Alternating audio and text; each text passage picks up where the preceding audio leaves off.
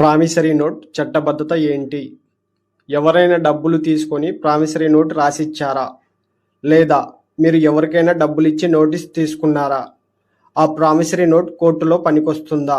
ఈరోజు పూర్తి వివరాలు తెలుసుకుందాం. ప్రామిసరీ నోట్ అంటే ఏమిటి?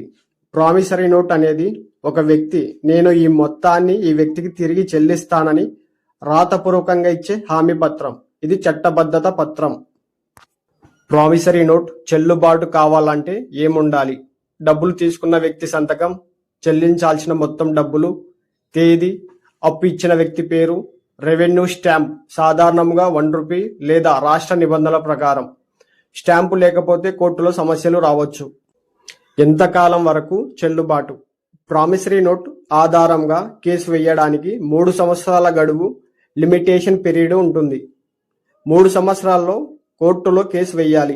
డబ్బులు తిరిగి ఇవ్వకపోతే ఏం చేయాలి? ముందుగా లీగల్ నోటీస్ పంపాలి. సివిల్ కోర్టులో మనీ రికవరీ సూట్ వేయాలి. కోర్టు డిగ్రీ వస్తే ఆస్తులు అటాచ్మెంట్ చేయవచ్చు.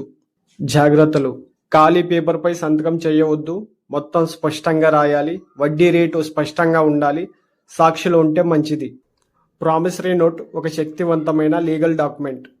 కానీ సరైన విధంగా రాయకపోతే సమస్యలు వస్తాయి. అందుకే చట్టం తెలుసుకొని వ్యవహరించండి. మరిన్ని లీగల్ అవేర్నెస్ విషయాల కోసం మన సోషల్ జస్టిస్ ఛానల్ను సబ్స్క్రైబ్ చేయండి. Thank you for watching.